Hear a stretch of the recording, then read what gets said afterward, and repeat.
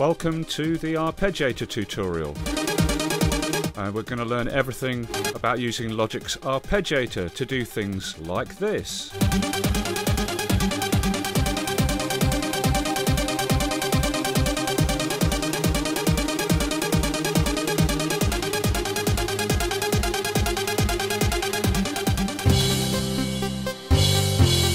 Or things like this.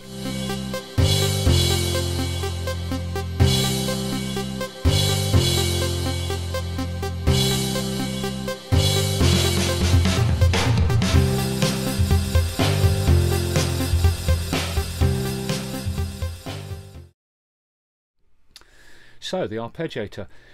Well, for beginners, we need to define first of all what an arpeggiator is, I think, quickly. So, in the old days, an arpeggiator was a mechanical device built into keyboards and synths, which would do the job of creating arpeggios for you automatically when you pressed the keys on your keyboard. Okay. Or the arpeggiator could be used as a basic kind of form of sequencer almost, to play back repeating little patterns. Okay, but it was a mechanical device. And then as music technology developed into computers, we now have arpeggiators in software form built into programs like Logic. Okay, so therefore, if an arpeggiator creates arpeggios, we need to define what an arpeggio is, again, for any beginners who don't know. So look, if we look at Wikipedia, Wikipedia defines an arpeggio like this.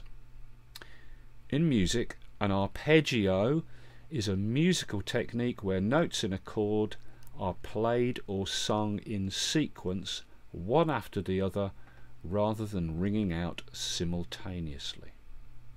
Okay, so basically, an arpeggio is a musical technique where the notes in a chord are played one after the other rather than all at the same time. And they give an example here of an arpeggio, a Bach arpeggio. Okay, let's quickly listen to that.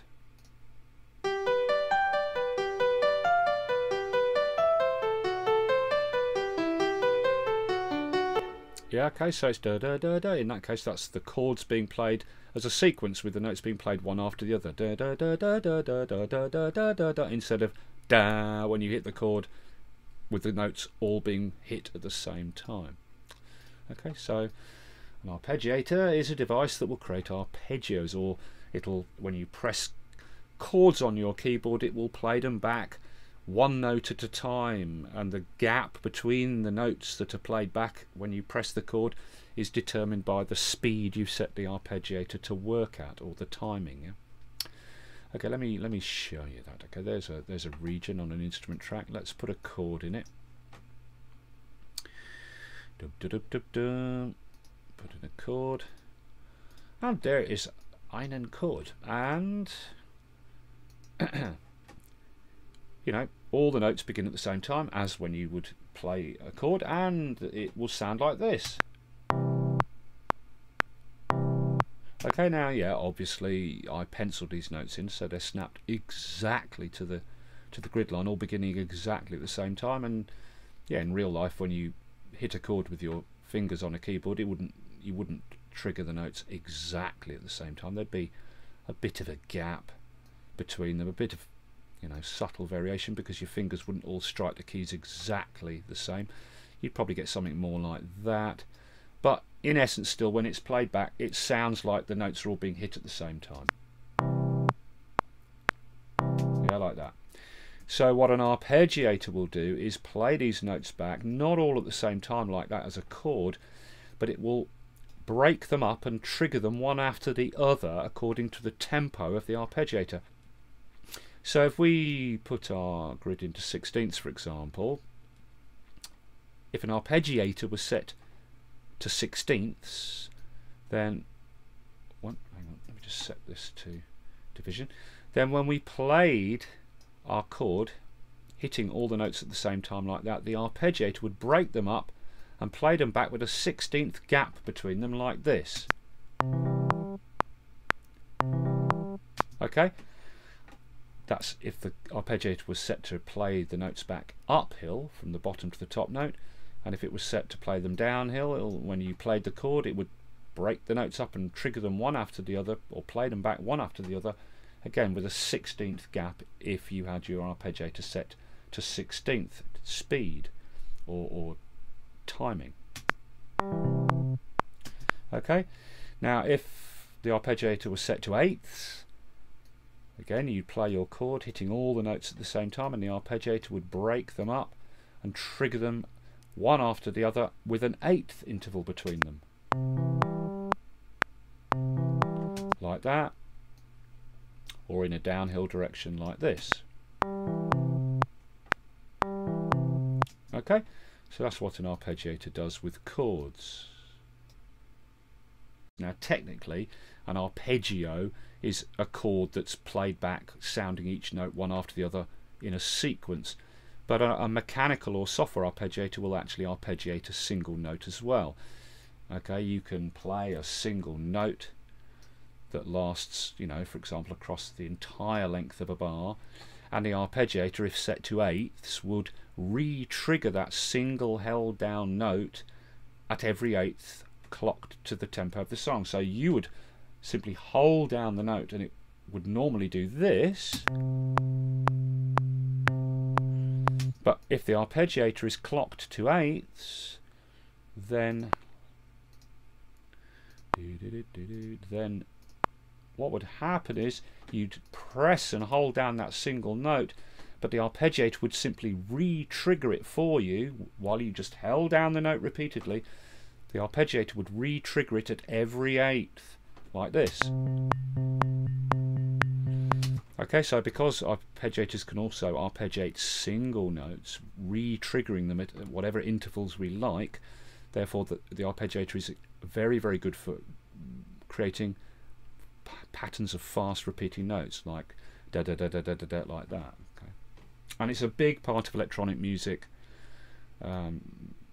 whether triggering individual notes, re-triggering them at timed intervals, or arpeggiating chords in the traditional way. It's a big part of electronic music, going back to the very roots of electronic music before MIDI and anything like that, and it's stayed with us all through MIDI and on into software workstations today. Okay, so that's what an arpeggiator is. Okay, so let's look at how we set one up and use it. Okay, doke, so let's set up an arpeggiator for this instrument track. Okay, to do that we first have to create an arpeggiator. So we go to the main Logic Pro menu up the top and we choose Window, Environment, and Environment window opens like this. Now you might not have the same thing showing in your environment, maybe it'll look like that or something, you know, whatever, but basically this is the environment, and our drop down here allows us to choose the different layers of the environment. Okay, now if we choose Mixer, these are all the environment mixer objects, right? All these things are called objects by Logic, okay, and all the different objects live in the environment, and you can think of the environment as like a big toy box or toolbox where Logic keeps all the bits, all the components that go to make up the program, and all of those bits or components Logic calls these objects. Now these are mixer objects. If we go to the clicks and ports layer, these are clicks and ports objects, such as the MIDI click object for doing our tac tac tac, you know, MIDI click, and that's the sequencer input object, etc. Okay. Okay, so we want to choose the mixer layer to look at our mixer objects. Okay, and there is the channel strip for this track here. Okay, this is our audio instrument channel strip object that's currently being used in the song. Okay, so with the mixer environment layer selected, we go to this little submenu here and we choose New Arpeggiator, and we have created a new arpeggiator object, and we can drag it around with the mouse like that.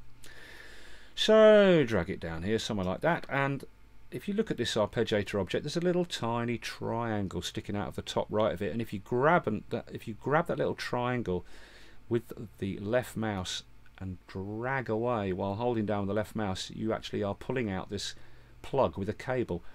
So it's like a patch lead from the arpeggiator, and you simply drag that over the channel strip for the instrument and let go. And now we've plugged that arpeggiator lead into the channel strip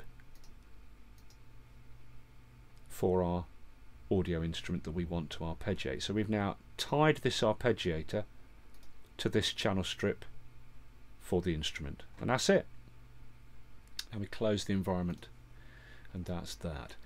Okay, now the second step is we have to create an actual track for the arpeggiator.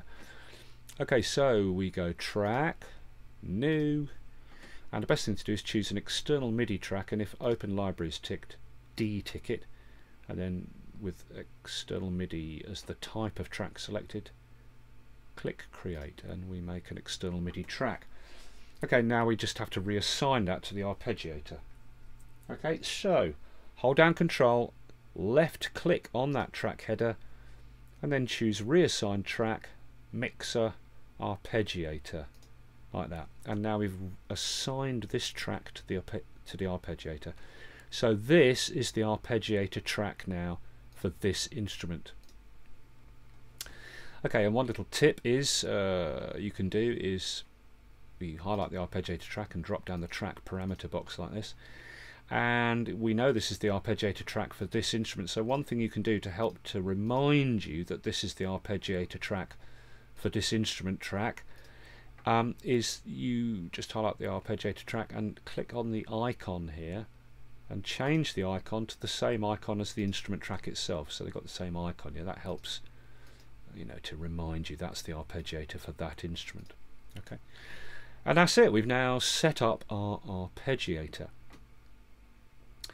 and the way it works is this is the arpeggiator track for this instrument. So let me mute that region on the actual track itself for the instrument. Now what we do is therefore we create regions on the arpeggiator track.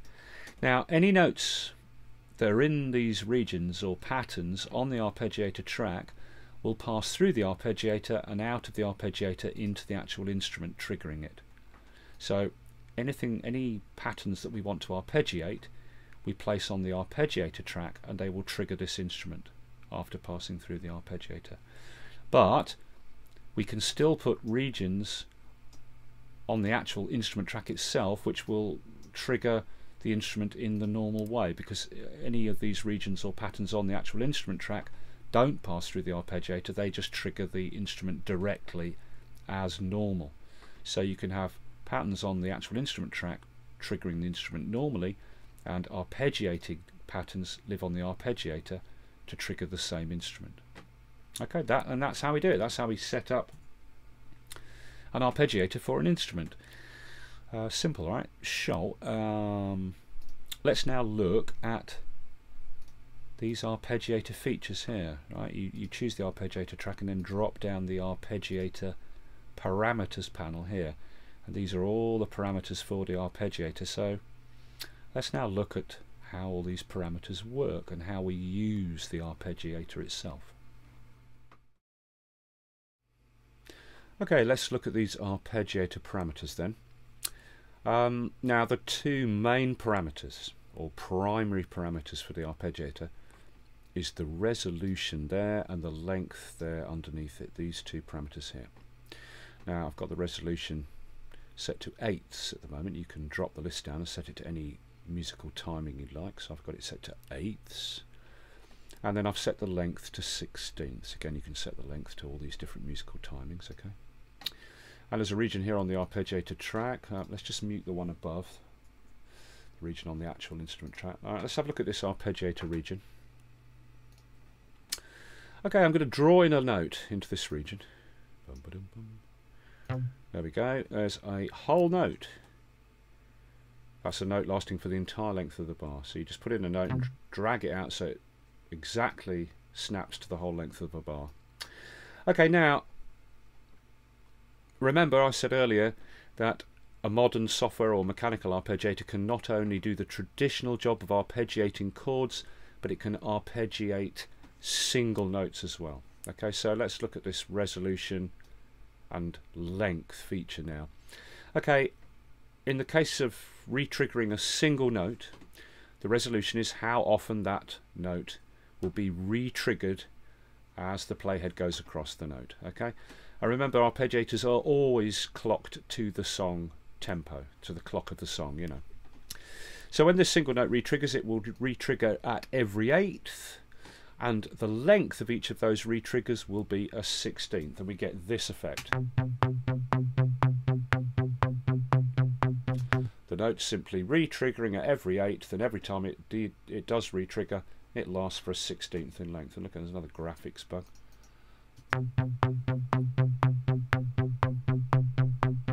Okay, that's what it's doing with a single note.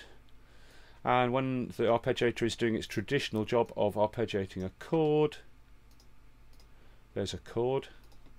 Let's hear the notes in that chord.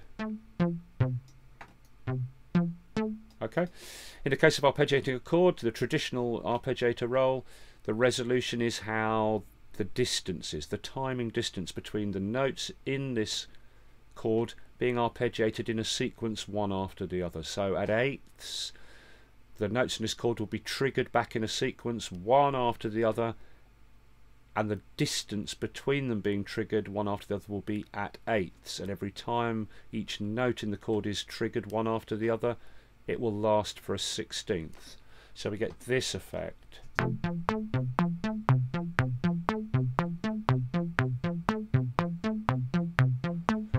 It's playing back the notes 1, 2, 3, 1, 2, 3, 1, 2, 3 at every eighth, and each time it triggers one of those notes, they last for a 16th.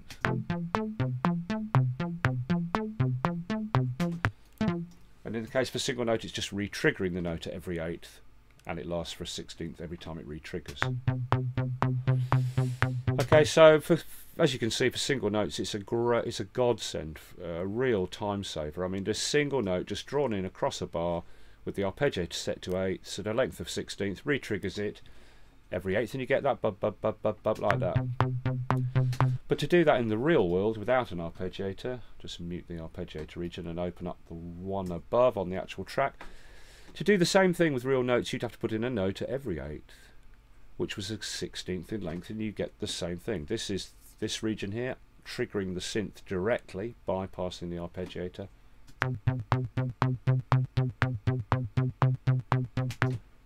And this is the arpeggiator doing the job for us, just chopping up the single note. So it's fantastic. So that's your two parameters that you do most of. These are the most important parameters. That's the timing, how often the arpeggiator triggers, and the length is how long those triggers last for. Okay. All right, now let's move on and look at the other parameters that we can use.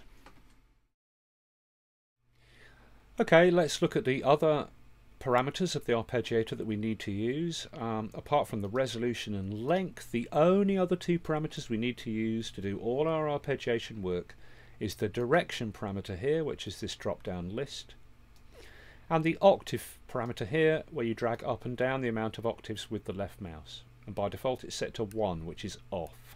Okay, so let's begin by looking at the octave feature. Okay, now there's a single note, and we know that normally it will simply be re-triggered at whatever the resolution is. Now all the examples I'm going to give you now, the resolution is in eighths. Okay, so we're re-triggering or arpeggiating at eighths. Okay, so normally a single note just re-triggers at its original pitch over and over at eighths, like this. Okay, but if we put the octave to 2, then it'll alternate between the original pitch and then an octave above. Original pitch and octave above, like this. Set it to 3 and it will go original pitch, second octave, third octave, original pitch, second octave, third octave, like this. Or 4 octaves, it'll just go up 4. Root, second, third, fourth, root, second, third, fourth, like this.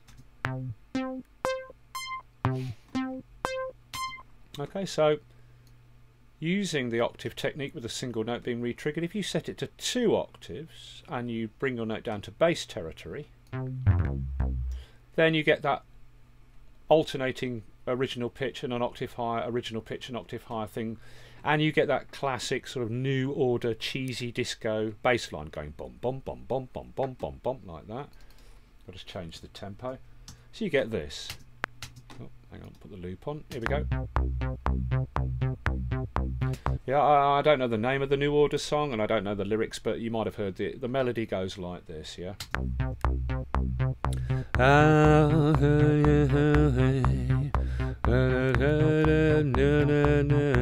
You know, you might have heard that. I don't know the lyrics, but you get that kind of technique, yeah.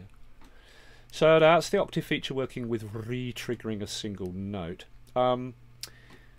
You can use the octave feature when arpeggiating chords, okay, but I want to leave that until after we've shown arpeggiating a chord, because otherwise it'll get confusing, so we'll come back to that. Okay, so let's now look at the direction parameter. You drop the list down and you choose from the different arpeggiator directions. By default it's in up, and I've set the octaves back to off, or the default, which is 1, which means it's off. Okay, so let's bring in a chord now. I'll put in some extra notes.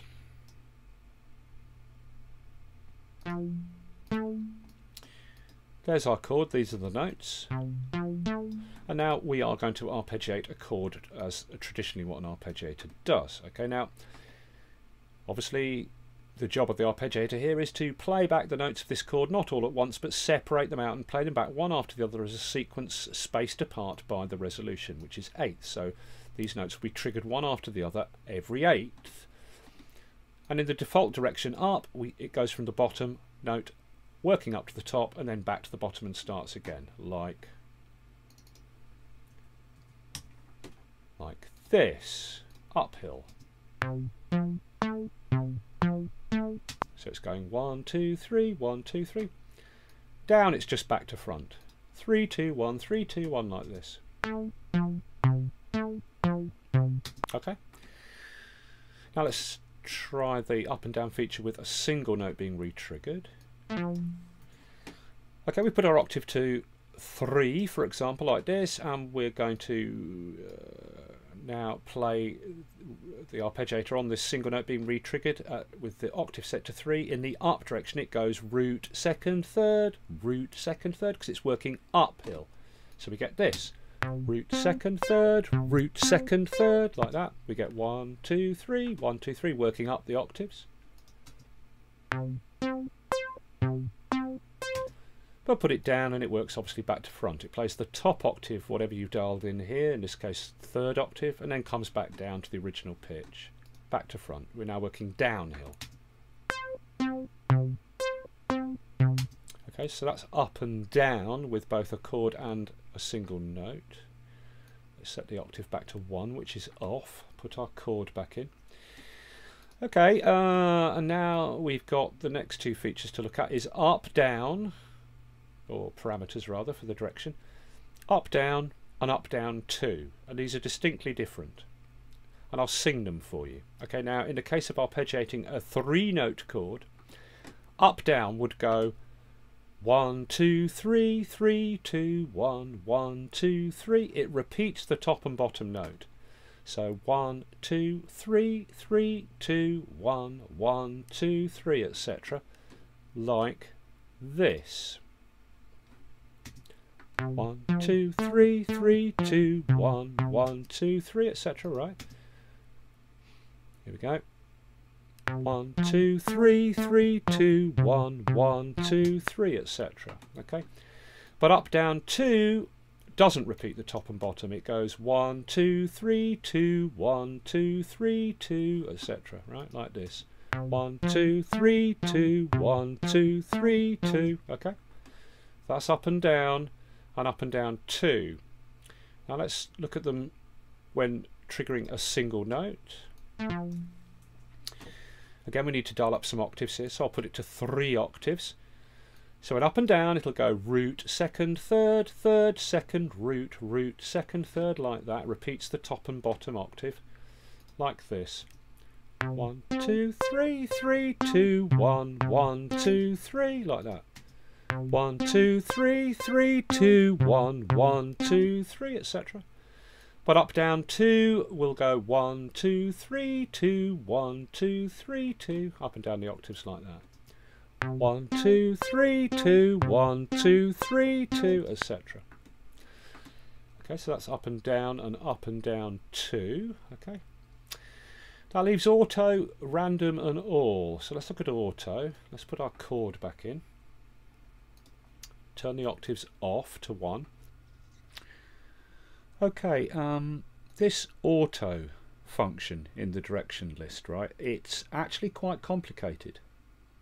Okay, now auto has this specific function that it does, which is rearranging the order that the notes are arpeggiated in a chord, depending on which is the second note in the chord that the arpeggiator encounters.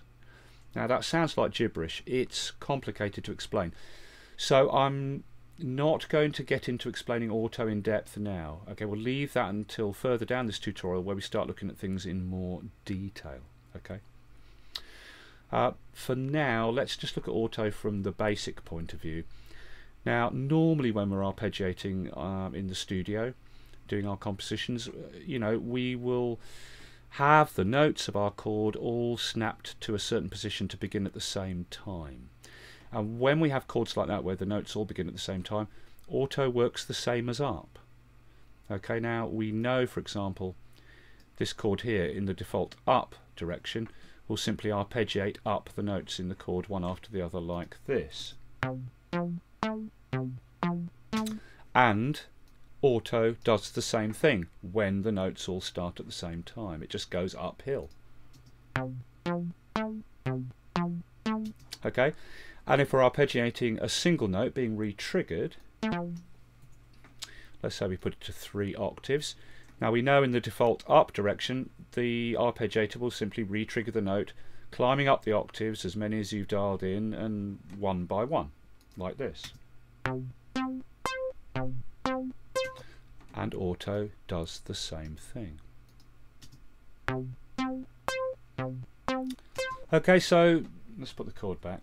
So generally when we're doing our studio compositions, auto behaves the same as up. Okay, but we'll come back and look at auto in more depth in a little while. Okay. Let's move on now and look at the last two, which is random and all. Okay, now random is a bit of a gimmick, to be honest, the random direction. In the case of a chord, well, the chord is arpeggiated. Let's just drop this octave back to the default of 1, which is off, right? Okay, so now if we arpeggiate a chord with random as the direction, simply the arpeggiator chooses at each interval which of the 3 notes to play back, and it's completely random, and you've got no way of knowing which will be triggered at each arpeggiation position, right? And you need to hear this at a slightly fast, you know, sort of song tempo, really. So it just randomly plays back the notes in whatever order, and you've got no way of knowing which order they're played back in, like this.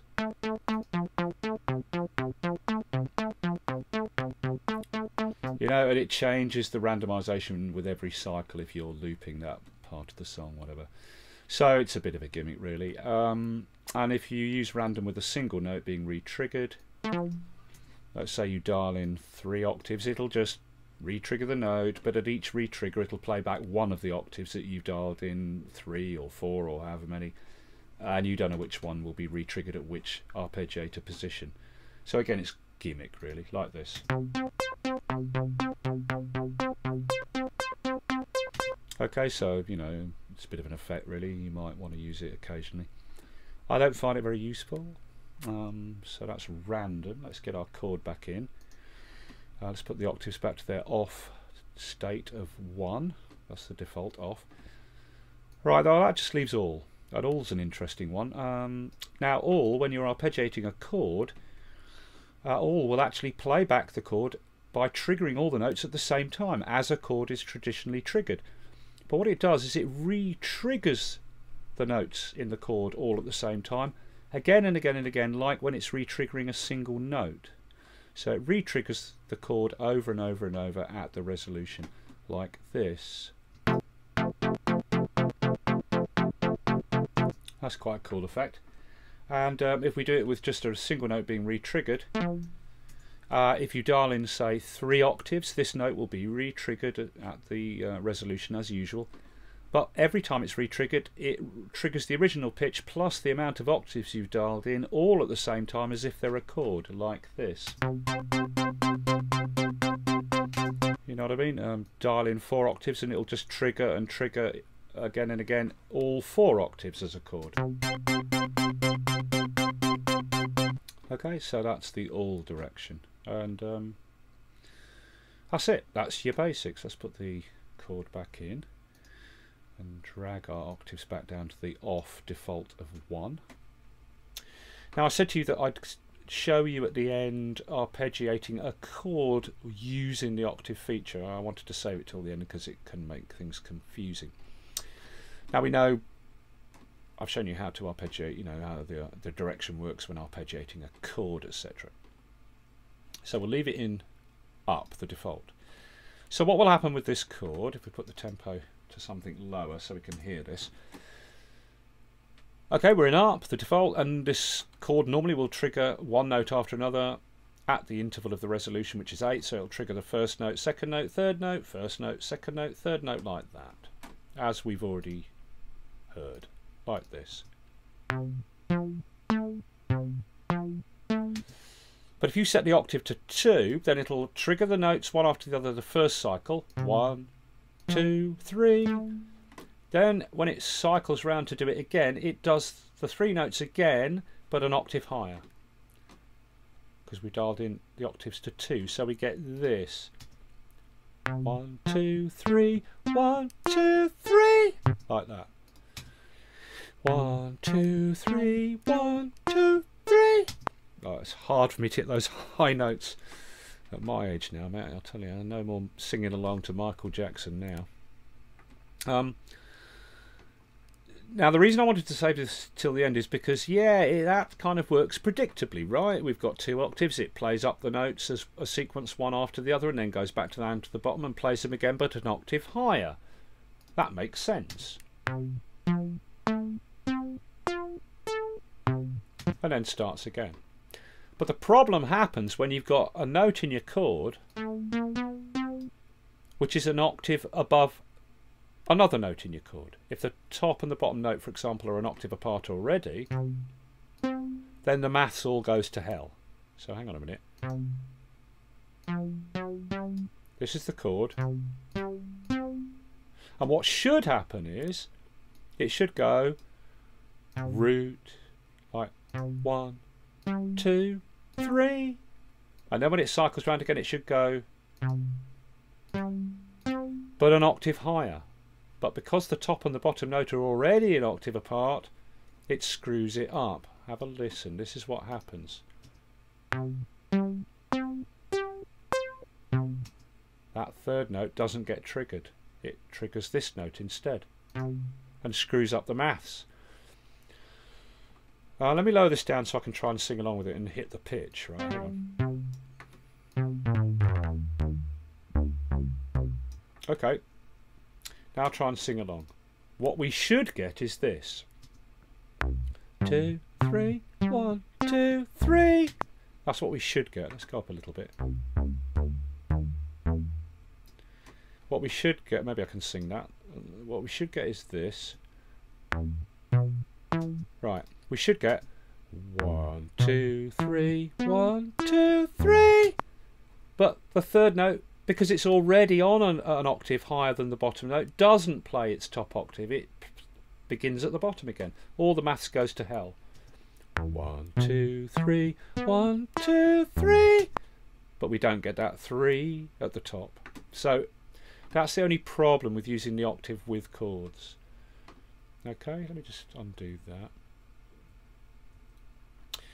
As long as you don't have an upper and bottom note an octave apart, then it all works as predicted, like this. And then back to the beginning again. And at normal sort of song tempo, it sounds quite nice, that technique. Oh, here we go, like this.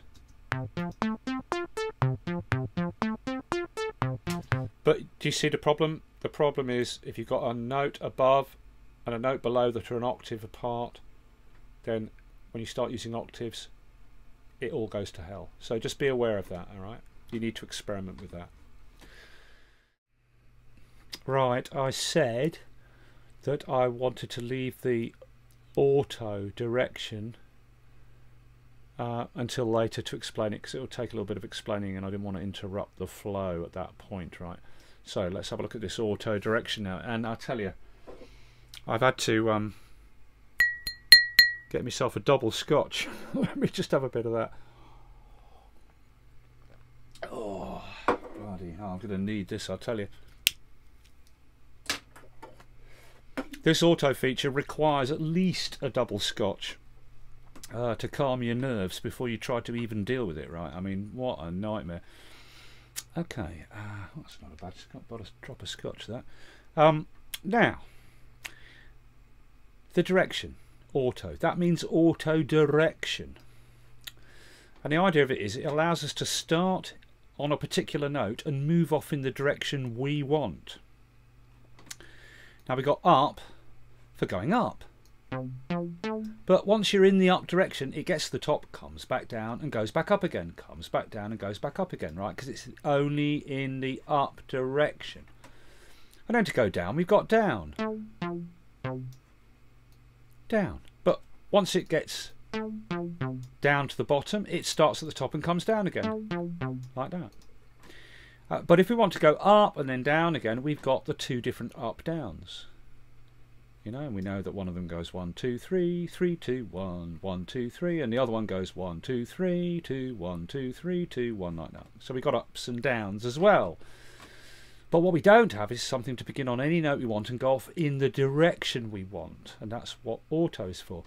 But bear in mind here that this is just auto direction. Once we've established that direction, we can't do what the guitarists would call string skipping, right? So, I mean, in the case of four notes, a four-note chord, for example, we can't start on that note and then leap across this note to that one. That's called, in guitar playing, string skipping, where you hit this string and then jump over that string and miss it out and hit the next one. And likewise, with the arpeggiator, we can't start on that note, jump over this one, and end up on that one next. We can't go in this order and then round again. Right? If we start on that note, we've either got to go uphill or downhill. If we start on that note, we've either got to go uphill or downhill. If we start on, you know, any of the notes, we have to always go in one direction or the other. And once that direction is established, that's the direction we're moving in, right? Okay, so look, let's start with three notes. Okay, now, with three notes, if we start at the bottom and go up, we do that with up. If we start at the top and go down, we do that with down. But what if we want to start at the bottom and go down so that the next note is where we cycle back to the top and come down again? Right, well, to do that, we need our first note to be triggered. Let's just bring that forward just a bit so we can see a little bit before the beginning of the bar here, right? Right, we want to start on the bottom note, but instead of going uphill, we want to go downhill from the bottom note, meaning that the next note to be triggered from the bottom note will be the top, because when you are going downhill, when you get to the bottom, you go back and start at the top. So this needs to be the first note being triggered on the first division, so that is the first note. Now it's about what the next two notes do. We want to go from this note then back up to the top, so we just simply bring this note back a bit and then that note back just a little bit further, and they'll play back in the order they're in. If we start at the bottom, it'll go up to that one because that's the next note in time, and then that one, like, let's slow it right down, like this. It should go like that, but starting on the bottom, right, and then going downhill, so it goes back up to the top as the first note that sounded next and back down, right? Like, come on, get rid of that, like this. Okay, So if you want to start at the bottom and go downhill, so the next note triggered is the top, you simply make the bottom note on the grid, on the opening beat of the bar, and then arrange the next two notes in the order you want them to play. Okay, now if we want to start at the top and go uphill, meaning the next note sounded is the bottom note, same thing. Put the top note on the grid and arrange the next two in the order you want them. Like that. So it'll go like that. Oh, not that bloody list again. Sod off. Hate that list. Right, here we go. And it'll do that. That order. Okay, so that's how you do top going up, so the next note sounded is the bottom, and bottom going down, so the next note sounding is the top. Alright? If you want to start from the middle note, things work back to front. If I want to start in the middle and go up, then the top note above it has to be the last note in time after this note. So you do this. Bring that one to there, say. And then bring this one just back a bit to there. Now it works back to front now. It'll go from the first note on the grid to the last note of the other two. So it'll go like that. Yeah? If you want to go down, then you simply make the bottom note the last note of the remaining pair. Like, oh come on, like this. There. And now it'll go down, and then back up to the top and down, and back up to the top and down. Like that. Okay, so that's how you do it with three notes. Gets a bit harder with four notes. Let's bring in a fourth note. There we are. Now, I want to go from the top down, so the next note sounding is the top one. Now this is hard. Right, this is my starting note, so it's on the grid. The note I want to be next has to be last. I think I'm right in saying, or is that only when you go from the middle? Oh god, no, let's try it in order first. Right, so I've forgotten this. Bring it to there, then bring these two back a bit further, and then bring that one a bit further still. Now the theory is it should go in the order like that. Let's see if I got it right. Correct. And then if you want to go from the top straight down to the bottom and back up, then again it's in the order you want them. Like that. Now it'll go and back up again, right? Oh, come on. Right, okay, so that's how you do that. Gets a bit more complicated with the middle, but remember it works back to front. Oh, let's say we want to start with this note and go uphill, so that note next. Well, this has to be actually the last note. Then the other two have to be arranged in the order that you want to follow. Okay, so that's the last note out of the four in time. So it'll go from the first note, that one. Hang on. The first note, that one, the first note in time. Then it goes to the last note. Then the other two have to follow in the correct order. So that one wants to be just slightly back like that. Now it'll go that, that, that, and then back to the bottom and up again. No, but it didn't. Oh, that's because this note didn't move back. Usual logic bugginess again. If I move that note to there and let go, it should stay there, not jump back. Thank you. Right. First note. Then it goes to the last note in time. Then place the next two in sequence. So then that, and then back to the bottom and up again. Right, let's hear it. Correct. Okay, that was to go uphill from the second note. What if we want to go downhill from the second note? Well, again, the next note it goes to has to be the last one. So that wants to be the last note. Then it goes to the top note and then down. They are now, that has to go forward a bit like that. So it'll go first note to the last note, then the other two are in the right order. like that.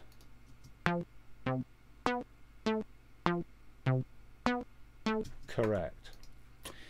Right, if we want to go that note first and go uphill, then that has to be the last note. Then the next note, because we're going up, will be back to the bottom, so this has to be there, and that one comes after it. So first note to the last note, and then back to the bottom, and the next two are in the correct order. Let's hear it. It'll go like that. Okay, you want to work down from the top note, then this has to be the last note. Sorry, down from the second note, then this has to be the last note in time. So move that to there. Then we go to this note next, and then finally to the top note. So the order is now correct. First note to the last one. Then we've established a downward direction, so this one next, and that one comes after. Oh no, that's wrong, isn't it? That has to be there because it goes first note, second note, then the next two have to be in the right order in time. That one followed by that one. Correct. Right, now it'll go like that. Ready? Whew, there you go. And now I deserve another slurp on my scotch. Come on. Lovely jubbly. Right, so there you go. That's how you use this auto direction. It can make some quite nice things when it's at the right tempo. Let's hear it. Not at 50 beats per minute though. Let's hear it at 120.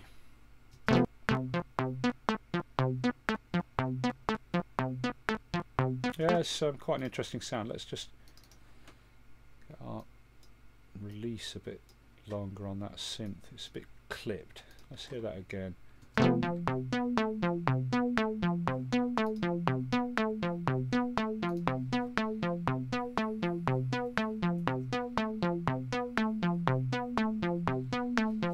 Yeah, so you get some quite nice effects out of that, right? Let me undo.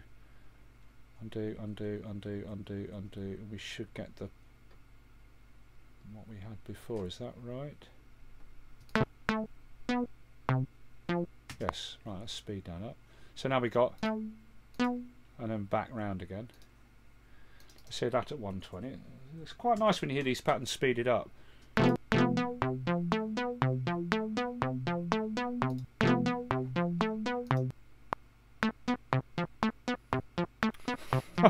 Hey, don't ask me why the envelope of the synth suddenly goes haywire when you start. I mean, what the hell?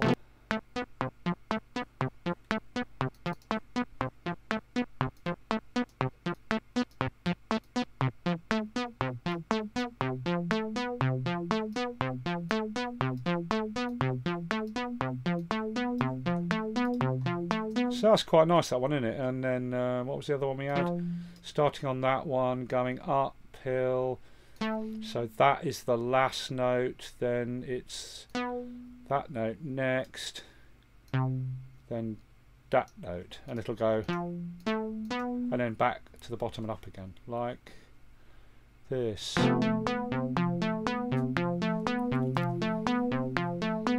That's quite cool, isn't it? Or that one down. That needs to be the last, and then in the other two in the right order. Like that, so it'll, no, come on, keeps doing that. So it'll go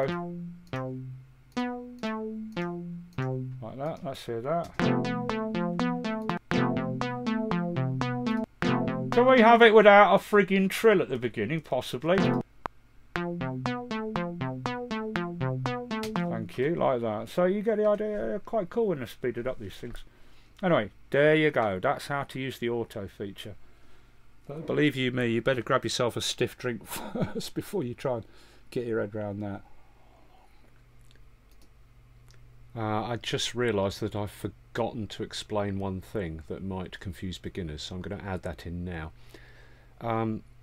we have arranged the order of the start of the notes to get our auto direction to move from the opening note in a certain direction. Okay, the opening note has to be snapped to the grid, but all the others have then been arranged in a ragged order to get the auto direction to move from the opening note snapped to the grid in the direction we want. Okay, and beginners might be looking at this and thinking, well, these notes are not on the grid lines at all, they're all over the shop. Okay, only the first note's on the grid line, so won't the other notes be out of sync when they're triggered by the arpeggiator because they don't all begin on a grid line?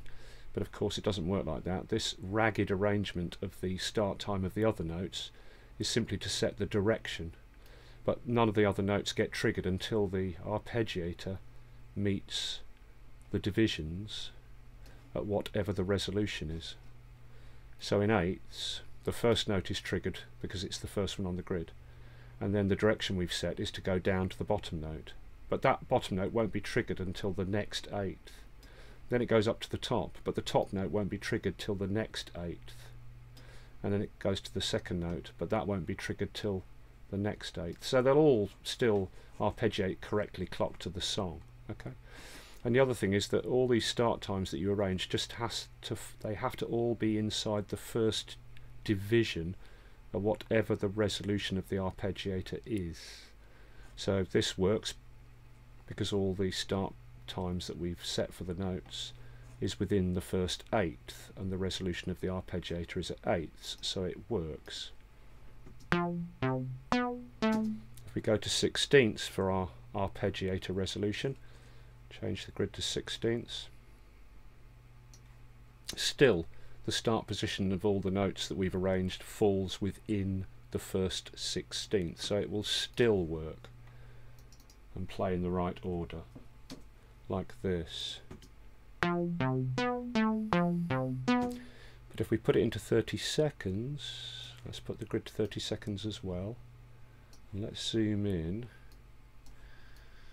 And now we're in 30 seconds for the arpeggiator. We can see that the bottom note is outside of the first division. So now this sequence won't play in the right order. Listen. It should go. But now it won't, because this bottom note is outside of the first 32nd, and we're in 30 seconds for the resolution. So what we need to do is bring that bottom note inside the first 32nd. That's all that's required, just bring it in a little bit.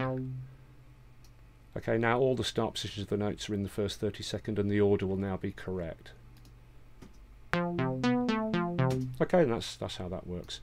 And then you just need to tidy up the back, you know, once you've set the order. So get your scissors, make sure you're in divisions, and just chop the back.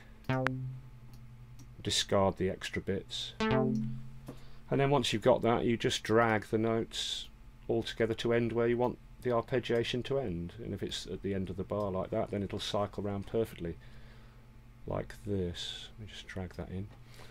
Okay, this will now cycle around perfectly.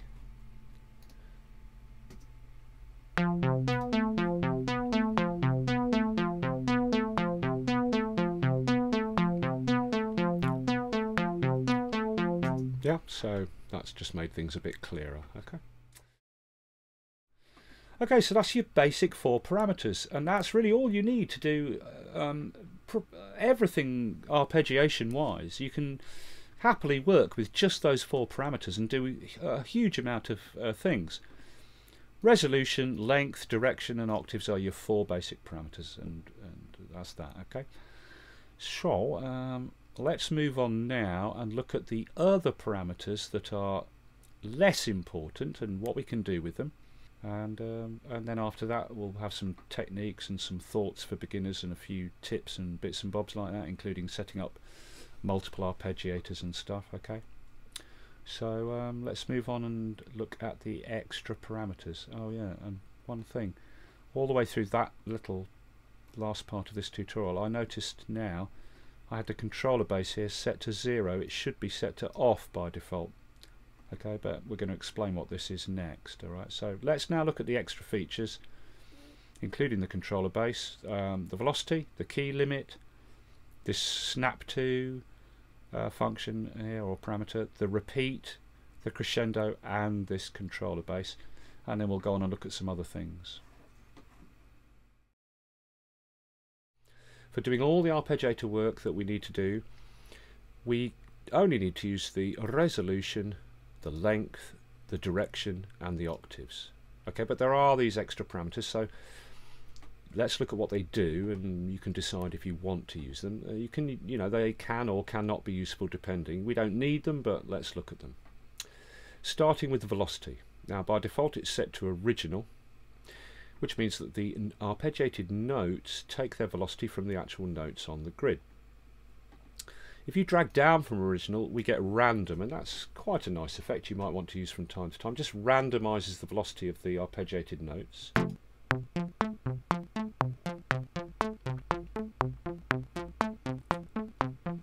And you might quite like that from time to time. It just gives a bit of variety, I suppose. Okay. Now, if you push up from original, you're fixing the velocity to a fixed amount for all the notes.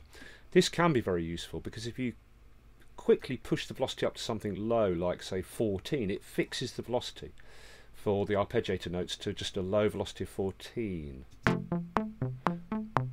which you might find much quicker than manually adjusting the velocity of the notes inside the patterns themselves, right? And likewise, if you've got a lower velocity to begin with for your notes, you could push the velocity to a fixed high amount to quickly increase the velocity of all your arpeggiated notes to a fixed higher amount, you know. Which again, you might find easier and quicker than manually putting up the velocity to something high inside the actual patterns or regions, yeah. So that's what the velocity does. By default, it's set to original. Okay, now next we've got the key limit, and this is really to do with playing live. The idea is that, say you're playing, you've got Logic running, and you're playing along on a master keyboard to Logic, and the arpeggiator is clocked to the tempo of the song.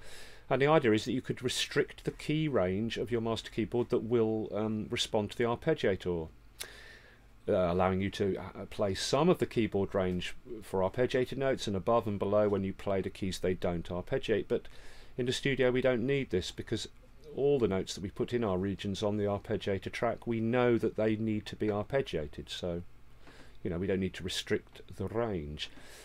And if you want at any point in your song to have arpeggiated notes triggering your synth, as well as notes playing at the same point in the song that are not arpeggiated, well, very simply, you put your arpeggiated notes on the arpeggiator track for the instrument, and the non-arpeggiated notes you want at the same point in the song, you put them into regions on the actual synth track itself, and these notes in this region triggered a synth without being arpeggiated, and notes in the arpeggiated track triggered a synth with the arpeggiator, and the two will play at the same point. And of course you can look at them both in the piano edit at the same time by highlighting both regions, right? So we don't need this key limit for composing in the studio. Okay, next we've got this snap to feature here, which by default is set to none, and it is a drop down list. You can choose note values. Right now, the idea of this is, again, it's a live thing. You're playing along clock to the tempo of the sequencer for the arpeggiator, and let's say you're playing along live to your song, and you want to press the keys and have the arpeggiator trigger at the first beat of every bar. You press your chord, it arpeggiates through that bar, then the next bar comes, you press your next chord for the next first beat of the next bar, and that arpeggiates. That's what you want to do in a live situation, playing along to Logic with the arpeggiator clocked. But the problem is this: you go to press your keys on the first beat of each bar, it's very hard to exactly hit them at the right point. And if you, for example, pressed your keys early like that, and I'll slightly exaggerate it like that, then the arpeggiation will begin triggering when the notes arrive, and the arpeggiator will therefore be out of sync with the song, like this. You see, it's out.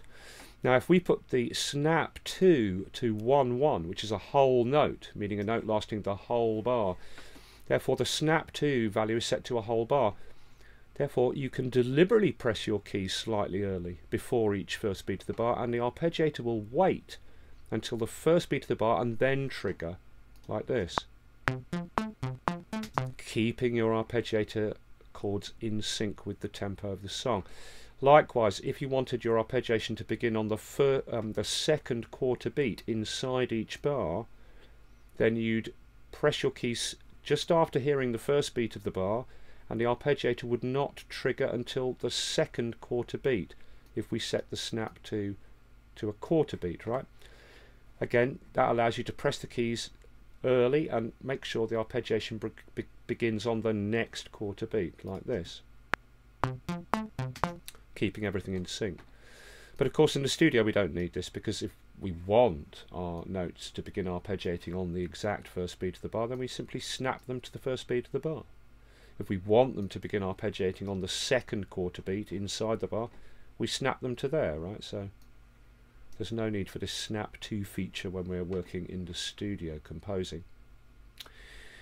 Alrighty, the next feature that we can optionally use is this repeat checkbox, which is checked by default. Now the idea of this is that when it's checked, which is the default, the arpeggiation lasts as long as the notes last, like this. You know, it just goes on and on as long as the notes last. But if we D-tick, then you'll only get one cycle of the arpeggiator. In this case it's a 3-note chord, so the arpeggiator will cycle through the 3 notes and then stop. Stop. Stop, you see. In the case of a single note with octaves on it, let's say 3 octaves, it will cycle through the 3 octaves and stop. Stop. Stop, you see what I mean? But again, we don't need this in the studio because we just leave this ticked. And if we only want our chord to arpeggiate for, in this case of 8s, for 3 notes across 3 8s, so there's one resolution division for each of the notes, then we simply drag our notes to only be 3 divisions at 8s, so we'll get 1 cycle. Stop. Same thing. Or if we want 2 cycles, we drag it out to 2 cycles in length, which will be 6 divisions at 8s for 3 notes. Yeah. Stop. So again, no need to use this repeat checkbox. We just make our notes last as long as we want them to arpeggiate for. Okay, now then we've got this crescendo. This can be quite nice. You drag up to positive values or down to negative values. So let's say you had low velocity notes to begin with, like that. Then you can push up to a high crescendo amount, like say 98. And each cycle of the arpeggiator gets progressively louder. Not each individual note, but each full cycle.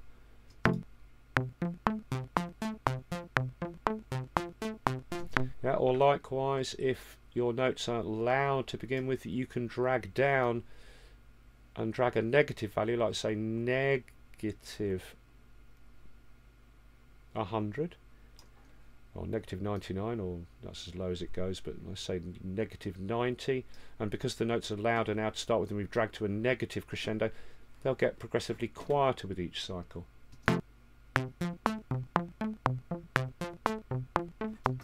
Etc. Alright, so that's the crescendo. It's quite nice. To reset, double click, type 0. We don't need it, but you know, by all means you can use it.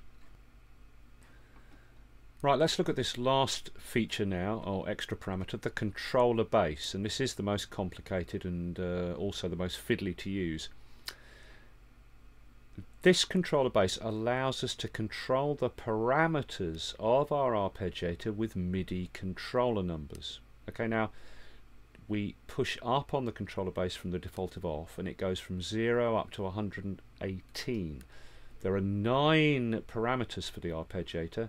9 plus 18 is 127, which is the upper MIDI CC controller number, 127, because it goes from 0 to 127, right? And the idea of setting a controller bass means that we can begin controlling the first parameter of our arpeggiator from whichever controller number we want. that means that we can set a starting controller number for the first parameter of our arpeggiator higher than any controllers that might be in use already further down the numbers, right? But for the sake of this tutorial, I'll start on controller base of 1. Okay, so MIDI controller 1 controls the first parameter, the direction.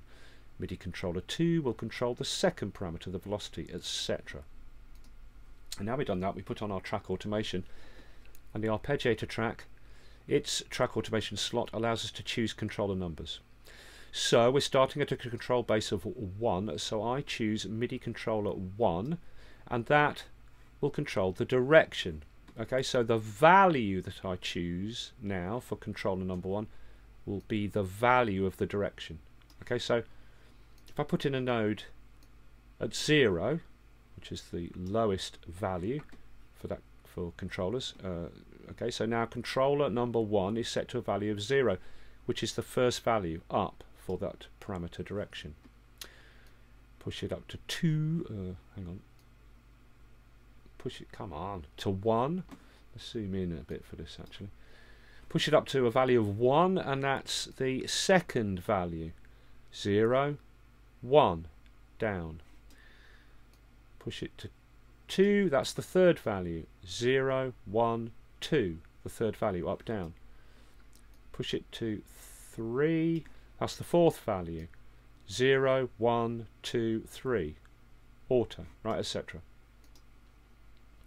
Okay, now one thing you can do with this that's quite cool is this. We know that we're starting at a controller base of 1, so controller number 1 is the direction, so controller number 2 will be the velocity. So I changed my controller number to MIDI controller 2, and we know we can push and get a fixed velocity, right, up from original, so I'll set a node at the beginning on 8, which gives me a fixed velocity at the beginning of just 8, right? So we set a fixed velocity of 8 at the beginning.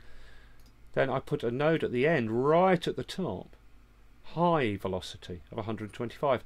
This will mean that the velocity of each arpeggiated note will go up and up and up across this bar, from a fixed velocity of 8 to a fixed velocity of 125.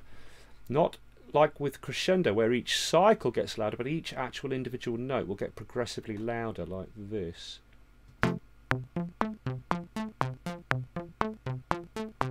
You know, or it can go from a high velocity down to a low velocity, like that. From 124 to a low velocity of 11. Watch the velocity here changing. The velocity, you know, the fixed velocity amount changes going downhill across the bar. Okay, so you can do that kind of thing. And put in nodes to make the velocity go up and down wherever you like. Okay, but if we want to change the resolution of the arpeggiator in the middle of a pattern or along our track, it's much more fiddly, but let's look at what controller number that is. We're starting at 1 is the direction. Let's put the velocity back to original. 1 is direction, controller 2 is velocity, bottom key limit is controller 3, upper key limit is controller 4, resolution is controller number 5. So I choose MIDI controller 5.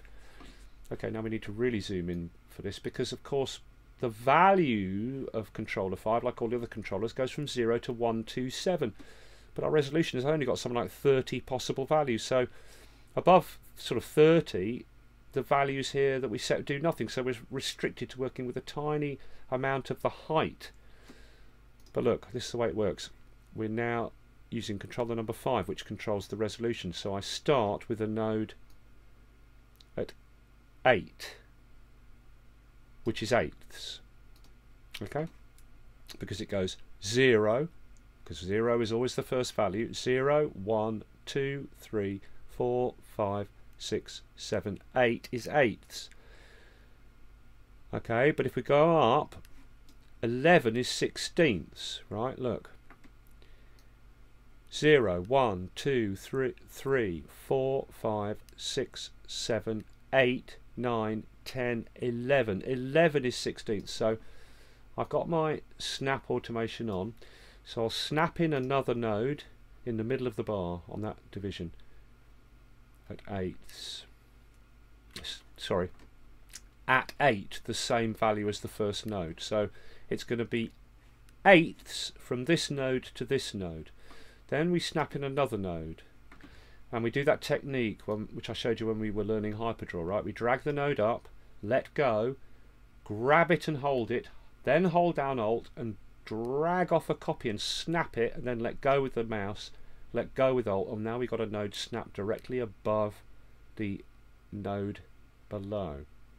Okay, now this node here is set to 8, which is eighths. This node is 8, which is eighths. Now we drag this node above down to 11. But look at the height difference we've got. It's hardly anything. There we go, 11. Now 11 is 16ths. So at that point, the arpeggiator will change from eighths to 16ths, like this. Now one thing about the arpeggiator is, where it encounters this change in arpeggiator resolution at this division here, the arpeggiator, although the change in resolution node happens here, the arpeggiator won't change till the next division. Okay, because the change happens here, and then it waits till the next division to begin arpeggiating at the new value. So if I wanted the arpeggiation to change to 16ths right here in the middle of the bar, once I've set up that node change, I'd have to get the automation select tool, grab those two nodes and move them across to the previous division with the snap on, right? Snapped automation. Okay, now the change comes here, but it won't actually begin until the arpeggiator reaches its next step, which is the division right in the middle of the bar. Okay, so we get this now.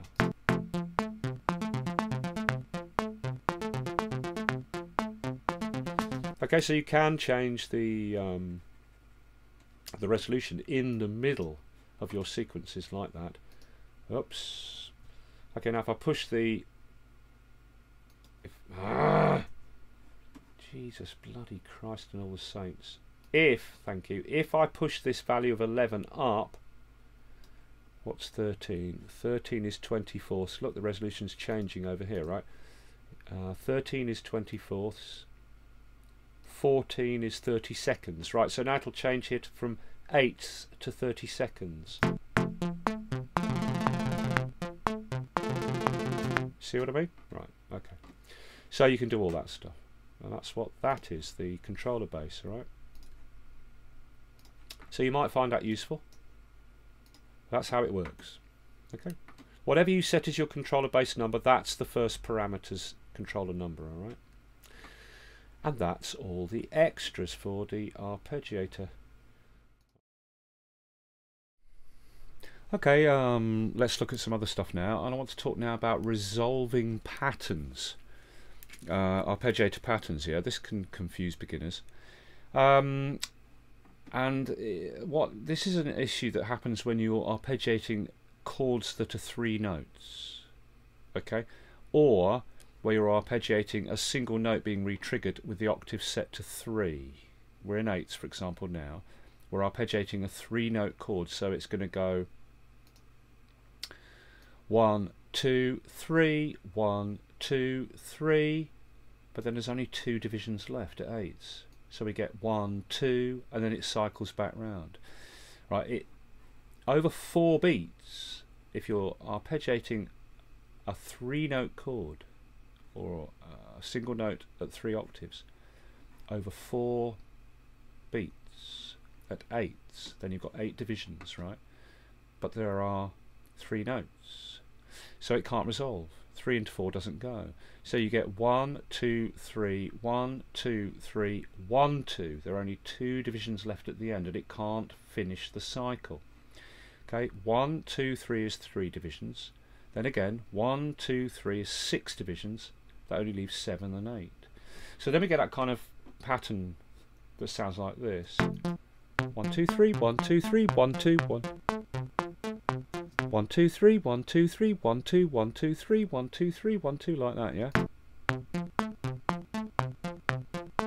And it doesn't matter if it's down or up, it's the same. 1, 2, 3, 1, 2, 3, 1, 2, 1, 2, 3, 1, 2, 3, 1, 2. Now this can confuse beginners. Why isn't it resolving? And it's the same at a single note, as I said, when it's at 3 octaves. 1, 2, 3rd octave, 1, 2, 3rd octave, and there's only 2 divisions left. And again we get the 1 2 3 1 2 3 1 2 like that.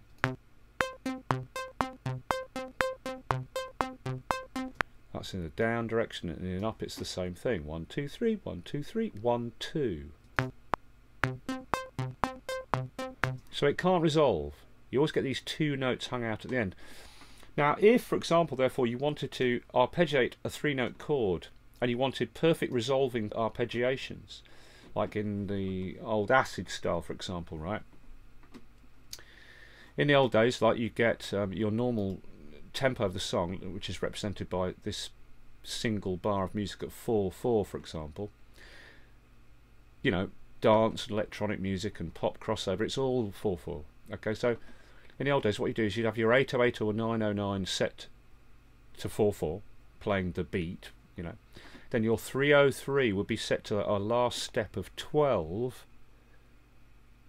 Okay, now you've got to get that to resolve. So what you do is this: you take your pattern and you shorten it in eighths to just 6 divisions, 3 beats. 1 2 3 1 2 3. Then shorten the actual region. Okay, now look, this is a dummy pattern here. This is not playing, but these are 4/4 regions or patterns. So if I copy 3 of them across like that, right? These are 4/4. This is the timing of our song. So 4 and 4 and 4 makes 12. 3 bars. We've shortened our arpeggiator pattern to just 6 divisions, or 3 beats at eighths. Okay, so now if we block those onto each other like that, it resolves every 3 bars of 4/4, because 4 and 4 and 4 is 12, and 3 and 3 and 3 and 3 is 12. Now it'll go round and round and round and round, resolving perfectly. This feel of 1 2 3 1 2 3 1 2 3 1 2 3 1 2 3 1 2 3 1 2 3 1 2 3 resolves every 3 bars at 4/4. Okay, and if I bring in this drum machine with its internal sequencer running, so you can hear a beat with that. Now you'll hear this pattern will go round and round and round and round, resolving perfectly. You don't get the 1 2 at the end. You'll just get 1 2 3 1 2 3 1 2 3 1 2 3, going on and on and on. But without the octaves. Right, here we go.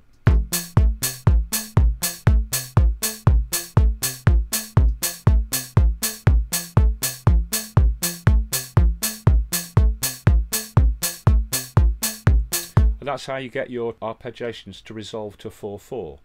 Okay, you shorten them to 3 beats at eighths, and 4 of the 3 beat patterns equals 3 of the 4/4 patterns, so it resolves every 3 bars at 4/4. And you either let that just go on and on till the end of the song, or if you want it to resolve every 4 bars, for example, at 4/4, then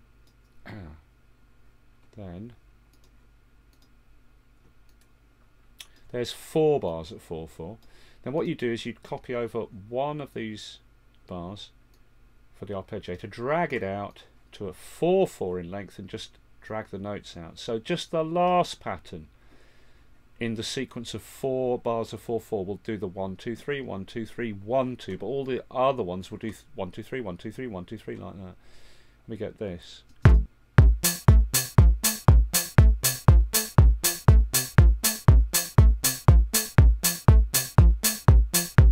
Yeah, like that. You can do it like that if you like, or just let it go on and on till the end of the song, as I said. So that's how you do your sort of acidy 3/4. Okay.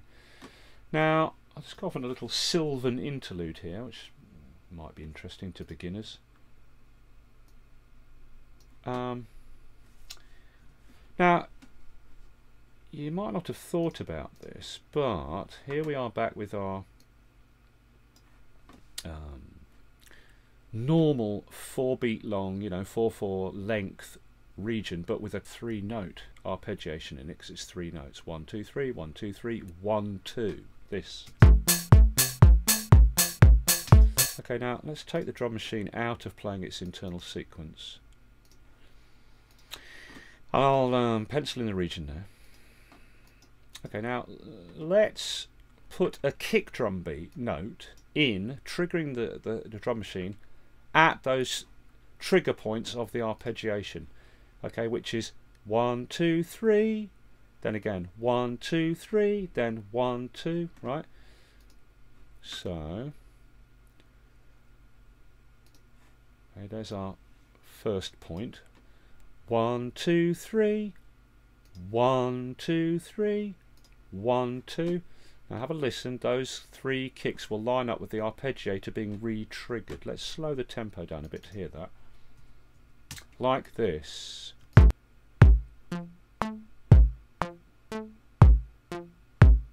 I'll put in some extra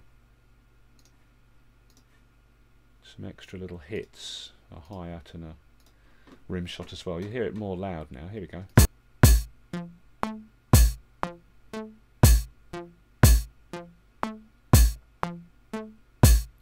Yeah, so 1 2 3, 1 2 3, 1 2, like that. Okay, now let's speed it back up to its regular tempo-ish, sort of 120.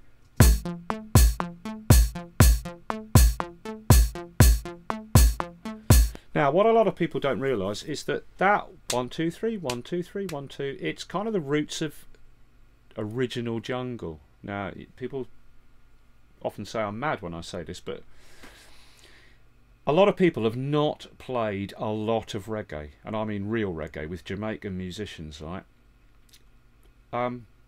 If you have, you would know that reggae musicians, I mean yard musicians, right? When they play reggae, they're counting in 3s and 4s. People think it's all about 1 2 3 4, da, ch, da, da, ch, or whatever, but it's not. It's about 3s and 4s. When you're playing reggae, you count 3s in your head and 4s at the same time, kind of thing. Okay, now, for example, in reggae, there's a classic drum break, which goes like this. You're playing the regular beat, like, and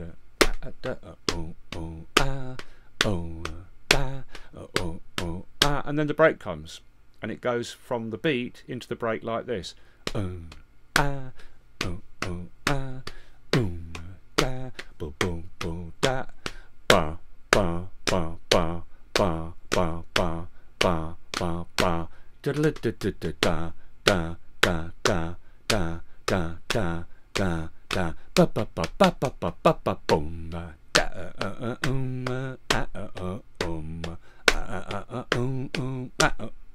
Or whatever, right?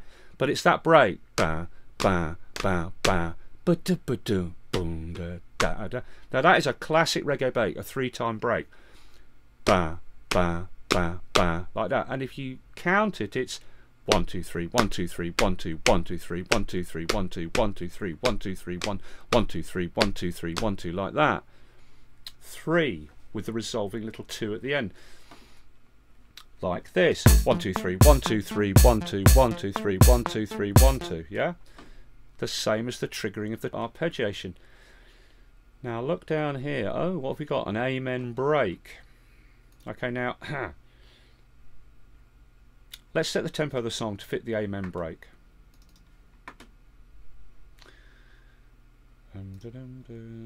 Adjust tempo. Okay, just right now the song is clocked, so this will go round and round like this. Here we go.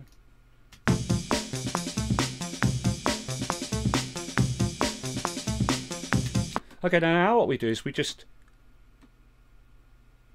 drag off a copy of this break like that, and then we drag this back to there and shuttle this one up like that, then drag off another one and shuttle it to there. Now what's happening now is this amen break is being re-triggered at the 1 2 3 1 2 3 1 2 positions, right? There's the kick and snare. Let's bring them back in. Let's hear it all together.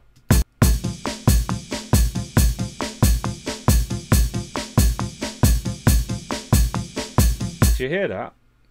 Let's lower down the kit and lower down the amen break so we hear the arpeggiator louder. Now listen, the amen break is being re-triggered at the 1 2 3 1 2 3 1 2 points, giving you that reggae break feel, right?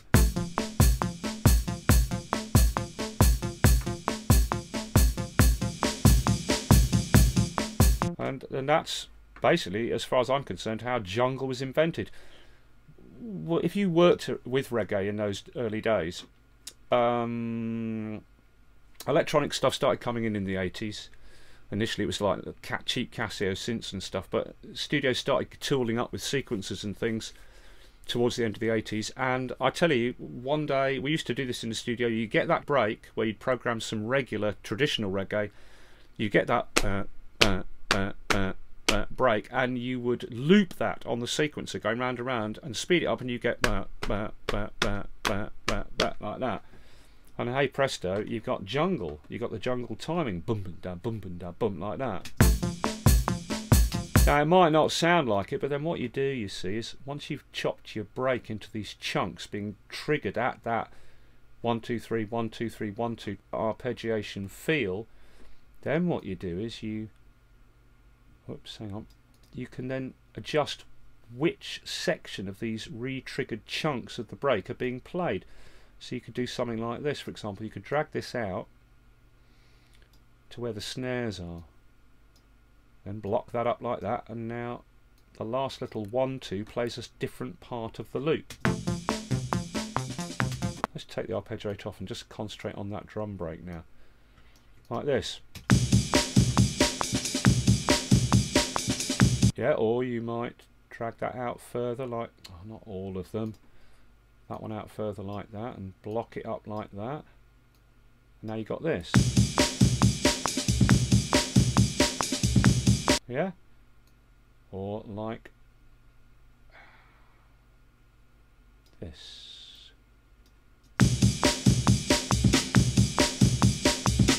Yeah, do you see what I mean? So I might think, well, I like that little snare trill for the ending. But this, I want this to be different, so you could drag this like that, for example, block that back up to there. The point is, they're still being re-triggered at the 1 2 3 1 2 3 1 2 points. All we're changing is which part of the loop gets triggered. And each time you get a different jungle break.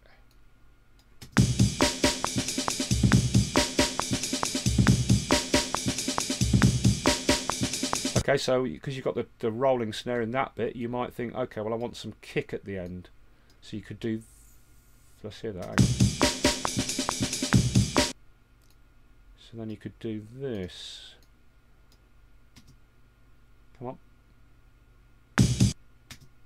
Play! Oh, fuck. Play! You know what I mean? And every time you get a different jungle feel pattern. Of course the tempo's a bit slow, but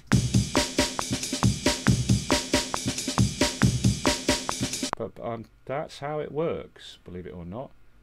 So it's something you might not know. And you just fiddle around with these loops to get, you know, each 1 2 3 1 2 3 1 2 chunk beginning at a different part in the loop. Gives you variations on the whole.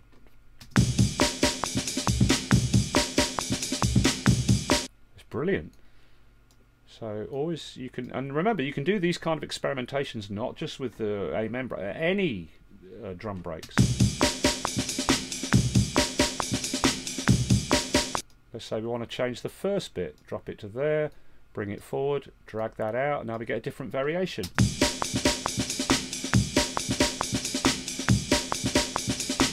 Yeah, come on, you know what I'm saying. Some of them work, some of them don't.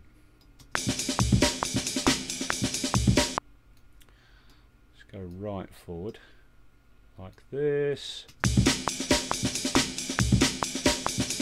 Maybe not so successful that one. Let's have a kick at the beginning. Is that a kick?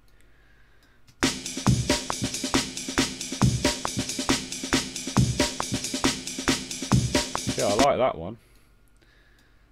Anyway, you know, it's traditional to start on a kick, I suppose, but you get the point. That's how it works. All we're doing is we're just changing which bit of the loop gets triggered, but the key important thing is it's being re-triggered each time at those 1 2 3 1 2 3 1 2 points. Yeah, and that's it, and that's where it comes from.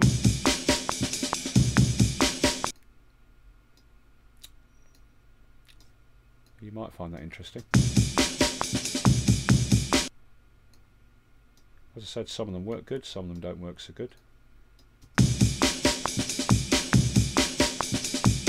Yeah, but there you go, jungle. Then, you know, you obviously get your tempo up and you're done. But it's all about that 1 2 3 1 2 3 1 2. This whole thing, beginners don't quite get it, but this whole thing of 3s and 4s mixed together is a massive part of electronic music. Yeah, it's your roots of dubstep as well. Believe it, it is. 3s over 4s is the foundation of all reggae music, all dub, everything like that. All right, and it's a big part of electronic music as well. 3s mixed with 4s. Okay. And just one last thing about this resolving. We've looked at it in terms of this is working in 8s, right? 1 2 3 1 2 3 1 2, but you still get the resolving issue with the arpeggiator when you've got 3 notes in your chord, or a single note being re-triggered at 3 octaves if you are in 16ths. Now I'll put the grid to 16ths, and let's put the tempo to something slow. Pardon me, slow, like 60. Okay, now we're in 16ths, but we're still arpeggiating a 3-note chord, so we still have a 3-note arpeggiation. 1 2 3 1 2 3, right? But we've got 16 divisions now to our arpeggiation. So think about it, we've got 3 notes to be arpeggiated. So 3 into 16 goes 5 plus 1. So we're going to get 5 full cycles of the 3 notes being arpeggiated, and then there'll be 1 note hung out at the end. So using the playhead, we're going to get 1 2 3, that's 1 cycle. 1 2 3, 2 cycles.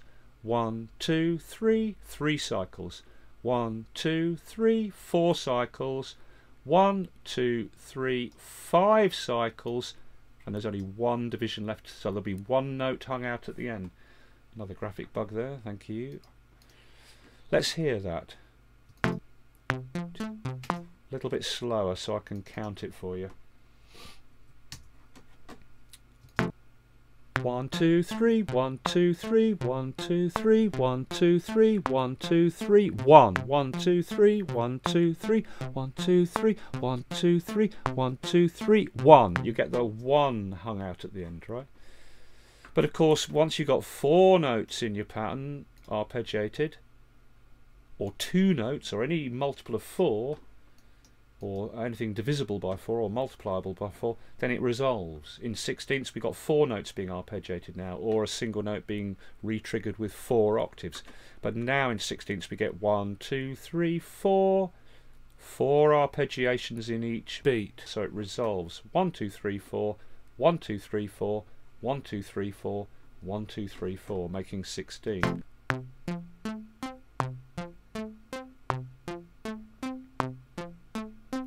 Resolves perfectly, and the same in 8ths. Set the arpeggiator to 8ths, put the tempo up a bit. Again, it will resolve perfectly because we're doing 4 notes. 1 2 3 4, that's half a bar at 8ths. 1 2 3 4, the second half of the bar at 8ths.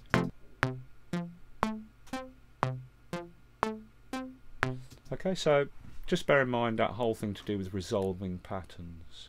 If there are 3 notes in your pattern, or you're in a single note being re-triggered at 3 octaves, there'll be this resolving issue. Whether if you're in the resolution of 8, 16ths, or anything 4 based. Okay, so there you go. There's a few thoughts on resolving the timing of your arpeggiations and stuff. But there's more to look at, so let's move on. Okay, more arpeggiator stuff. Okay, just some tips here about making progressions, patterns, arpeggiator patterns kind of thing. If you don't have much musical theory, and I don't, I've got very, very limited musical theory. I know what I know and enough to get by, but I don't know my theory very well at all.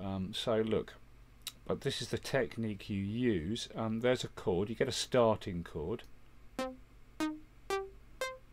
which is C minor. Remember, we can look in the info box here as we showed earlier in this chapter, which tells us the chord C minor.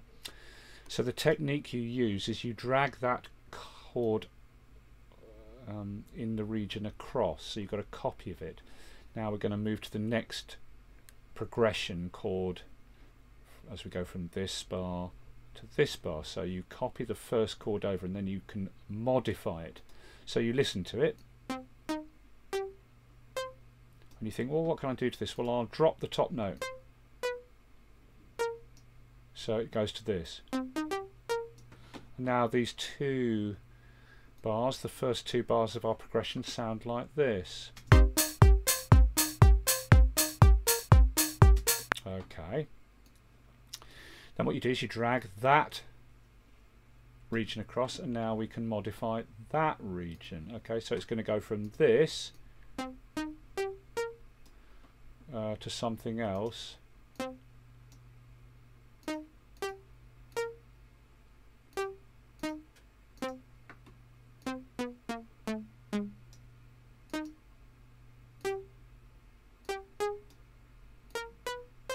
Like that, for example. So now we've got this, and that, by the way, is A flat. So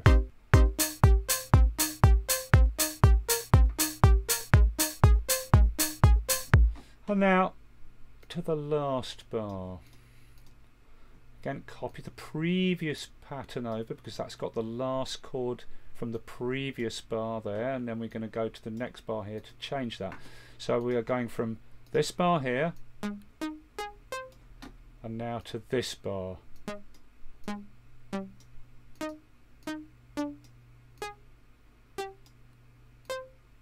To that. Now when I highlight that, that's G, but we got an octave in it. Okay. So let's hear that.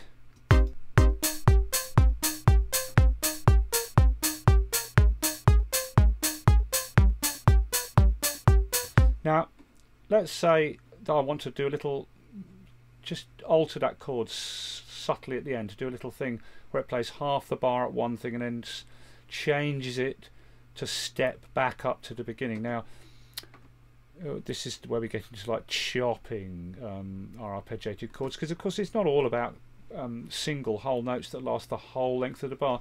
Sometimes we want our arpeggiations to last not for the whole bar and to change in the middle of a bar.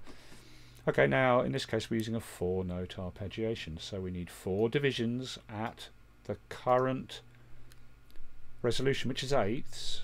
Okay, so we've got the grid in eighths as well, so there are 4 notes to be arpeggiated. So first note, second note, third note, fourth note. Okay, so to complete the arpeggiation we need 4 divisions or half a bar. So to modulate this chord at the end, just to change it in some way, just to feed back into the beginning of the loop, we need to chop it in the middle after 4 divisions so that the 4 notes get the chance to arpeggiate before it changes. But if you are only doing 3-note divisions, you chop at the 3rd division. So because you need 1 division for the first note, 2nd division for the 2nd note, 3rd division for the 3rd note, so you chop across there, because that would be the end of the first arpeggiation, then it would change, yeah? Or you chop there just for the last 2 notes, you know. Okay, but we've got a 4-note chord, so we'll chop it right across the middle. So get the scissors and make sure my snap set to division or something. Chop right down that middle line there. Okay. Oh, what the hell happened there? There's always something. I've chopped something else, haven't I? What Jesus Christ is going on? Right, let's try that again.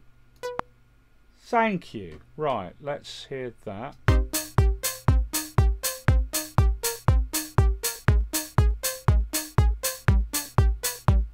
Right, so now we can just tweak the last half of this bar, make a little variation. So it's going to go from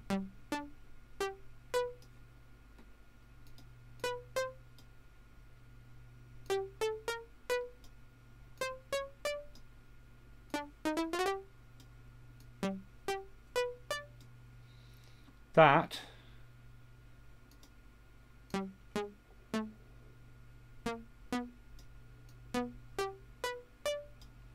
that's G, B. What we got is, this is G. Okay, but we got G here. Oh, this is G with an octave in. Okay. This is G as well, but we put a flat this B in it here. Let's hear that for the just the end. And that makes a nice little climb up to go back to the beginning of our sequence. Okay, let me just delete that pattern there because it's empty. We don't need it. It's confusing things. And also that one off the drum machine track. Get rid of that. Okay, so I've got the walking man on, so we'll see the pattern change as we go across this sequence. Let's have a listen to it now. There you go.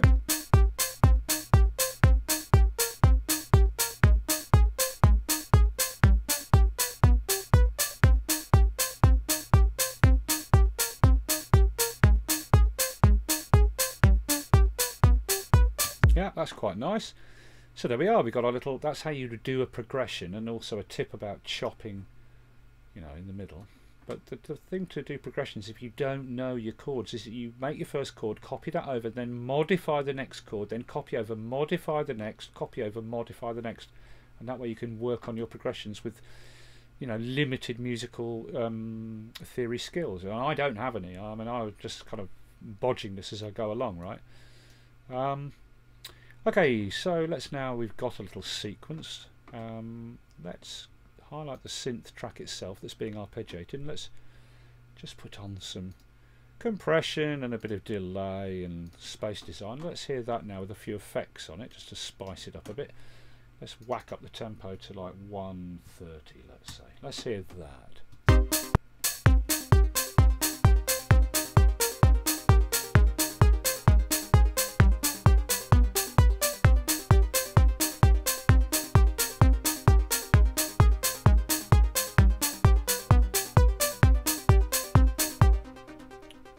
Okay, I don't want the delay to feed back much though. It's feeding back too much. I want very limited amounts of feedback so that previous notes aren't clashing too much with the next notes being triggered.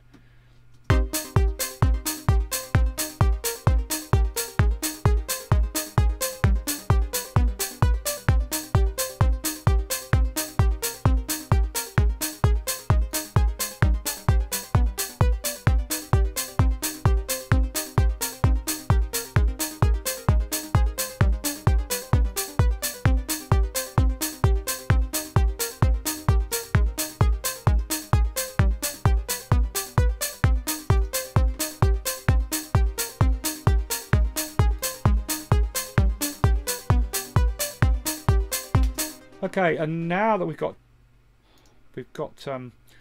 that sequence created, let's colour that.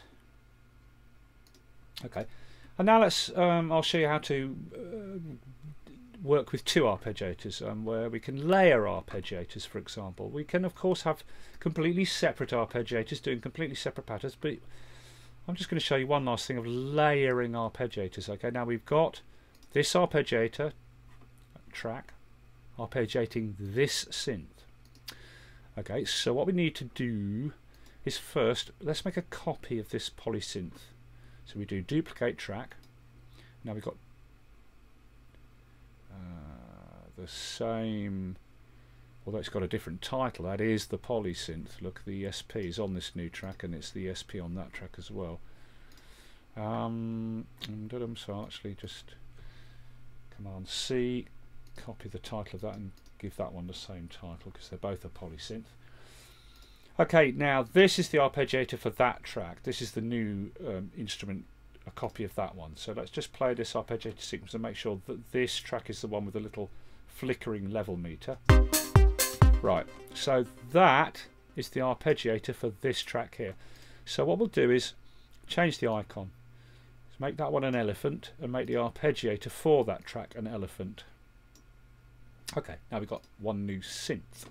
And we need an arpeggiator for this one as well. Now we don't want to copy the arpeggiator track. What we'll do is this. We shall go Window, Environment. Okay, now let's drag these mixer objects out of the way. Right, now here's our current polysynth, which is the one with the elephant icon. And there's the arpeggiator running it, which is this arpeggiator track there, right? Okay, let me get my environment back.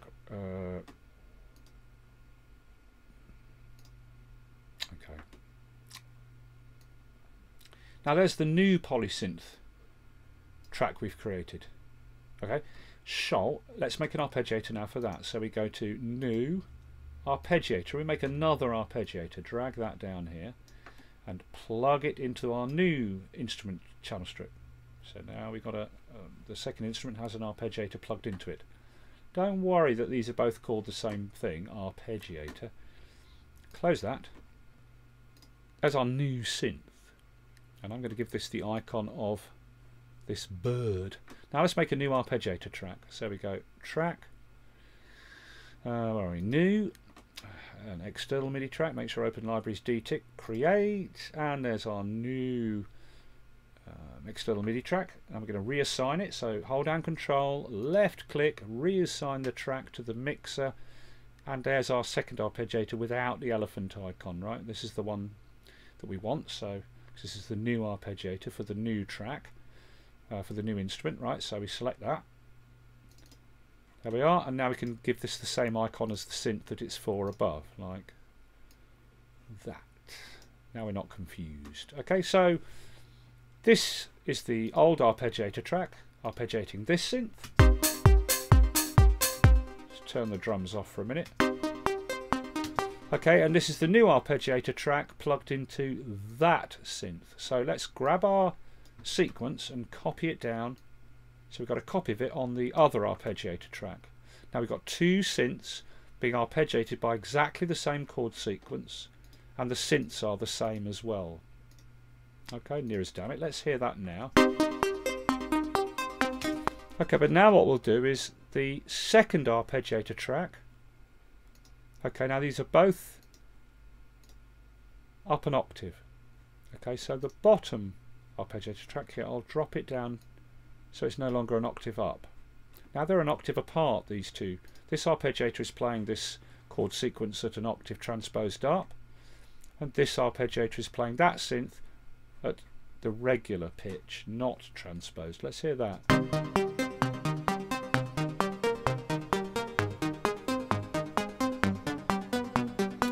So that's how you do a technique of having layered arpeggiators with differences in transpositions between them. I could put this up to 2 octaves. Let's hear that.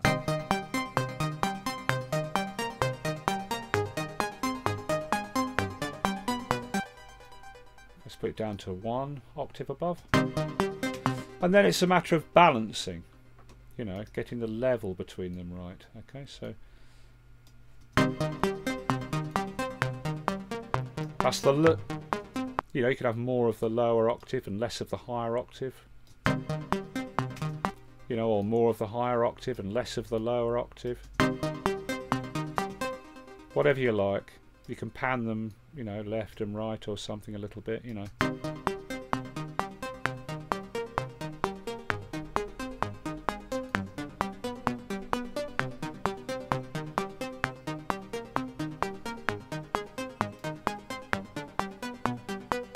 Yeah, and let's have that with the drums now and put the tempo up to about 136. Let's hear that now.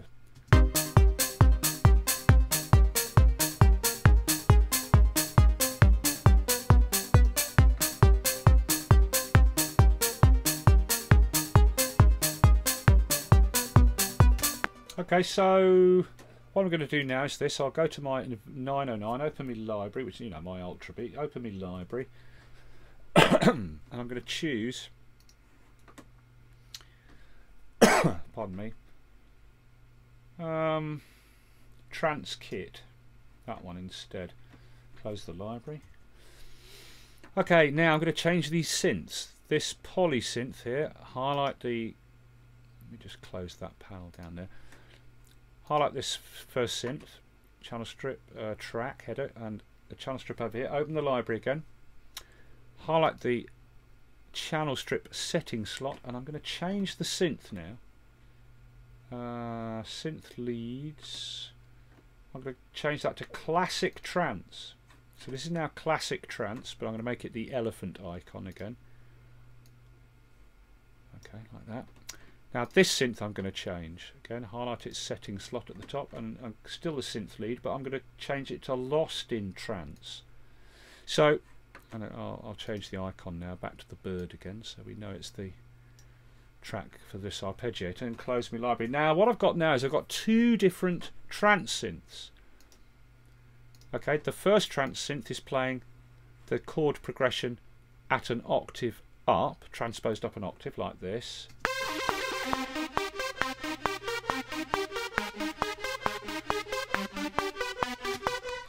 And the second synth is playing the same progression but an octave lower, but on a different sounding trance synth.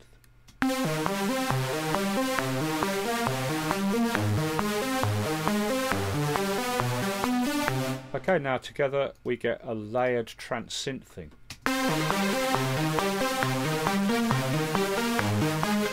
Whacking the drums, internal pattern.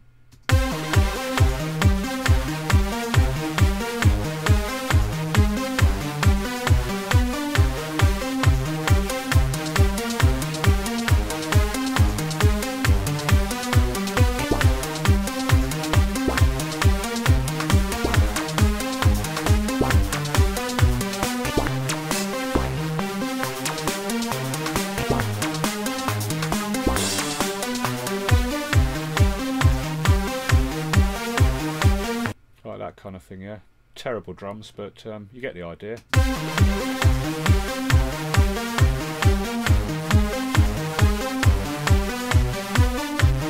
And you might think, well, actually,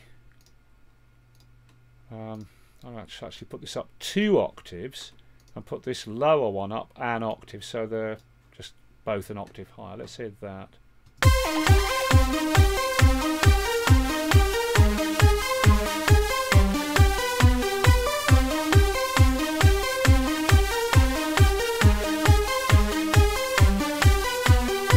You get the idea? Okay, and that allows us to do stuff like let me just close this. I've got another little song, but if you sort of work on it on a bit more detail, don't want to close this project. I've got this other little arpeggiator thing I did before, and it's the same thing. There are 2 trance synths being arpeggiated by 2 arpeggiators, and there's the chord progression. Yeah, that's the chord progression there, and let's just drag this up. This is the chord progression. If I drag through the notes, we get this. This is the chord progression.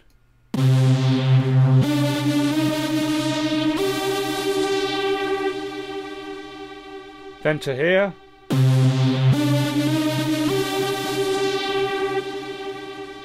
Then 2 bars of this.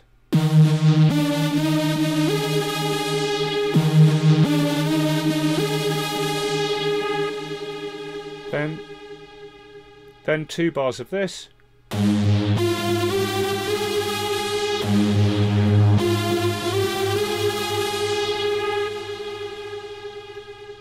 Then 1 bar of this.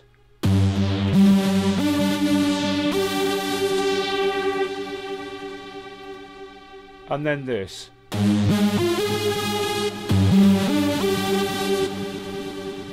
So the same thing again. I've split the bar at the end, so it goes ba ba da ba da da da, that little da da at the end, and then it's the same as what I've showed you on that song there, and that's just a more simple example. 2 arpeggiators playing the same sequence, but one's an octave above the other, and there's a pad over it, okay, and the pad over it is this little progression here.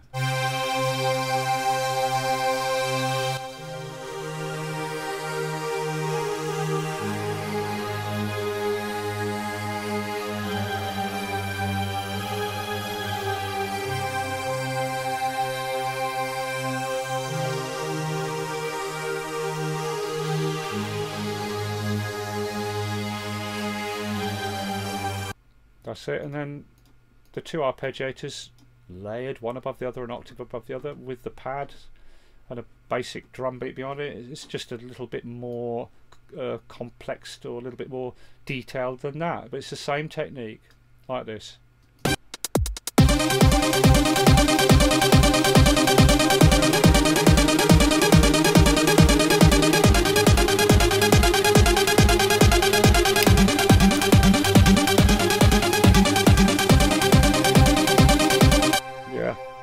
You know, that kind of thing.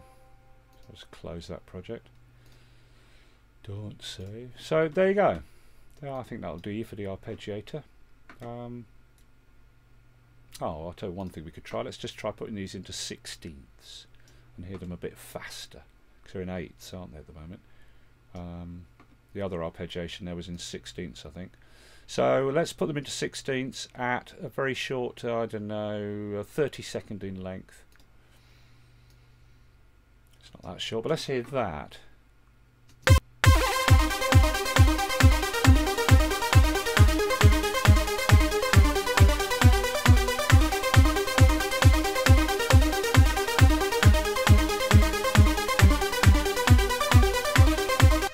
Etc. Yeah, so there you go. I think that'll do now for the arpeggiator tutorial. I mean, obviously there are other things like, well, it's complicated, but I'll just try one last thing. I don't have a successful SSB, but I'll put my controller base to 1. I'll switch on the track automation. What I'm going to try and do is make this last pattern change from uphill to downhill in the middle, where it changes this chord here. So the direction is the first parameter, which is controller 1, because our controller base starts at 1. So I'll put this to controller 1. Oh, this is going to be tough. Let's see if it's doable. Okay, so we put in a node right at the bottom to get, so it's up all the way from the start. Oh, right. Here we go. And then the last bar there, come on. Right. I don't know why these notes look shorter there. It's weird, isn't it? Okay, so make sure our snap automation is on. We drag this across here, snap it to the division before where we want the change to happen, because remember the arpeggiator latches the change, then only changes at the next division. And we're going to change the direction now to down, which is 1. Oh, but I've got to do that technique, right, where I drag it up, let go, grab the node, hold down Alt, drag off a copy, and then we get the vertical line, then knock out that node. Now drag this back down to 1. I can't even see the number for it. No, that's not it. You see how terrible this is? No, it's still on up, down, so it's not on 1, it's on 3, isn't it? Ah, now it's down, but you can't even see the gap between them at the maximum height. That's what's so badly implemented about this system in Logic. There should be a nice decent gap between the two, not this tiny, you know, we're just working with the first 6 little values of that controller, meaning up to this height, and there's 121 of them available above which can't be used. Anyway, now it will change at that point. So the change in the arpeggiator happens on the division before the split of the chord, so that when it reaches the split of the chord, that's where the arpeggiator will begin doing the down motion. Let's hear that.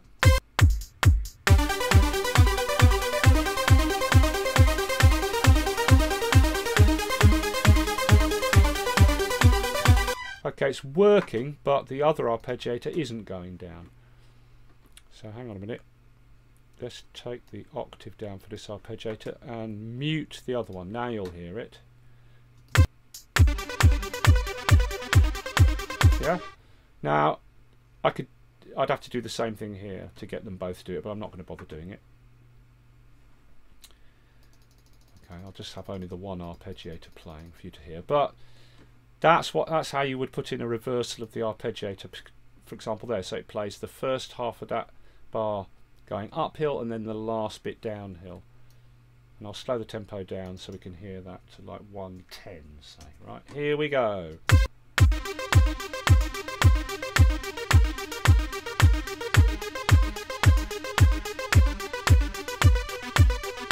Yeah, so you can do those kind of things as well, right? But it's so badly implemented, it's terribly fiddly. Okay, well there you go, that's it for the arpeggiator, I think. I think that'll do, yeah. I hope it's been useful, and yeah, I shall see you for the next one.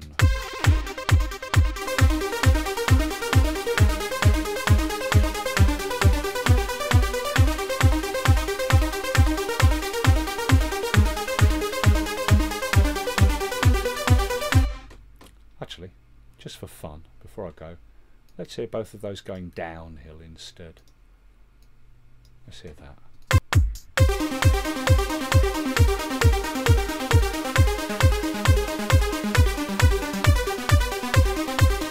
See what I mean? Just changing the direction makes it sound completely different. So lots and lots of things there for you to experiment with, and I hope it's been useful, and I'll see you soon for the next chapter.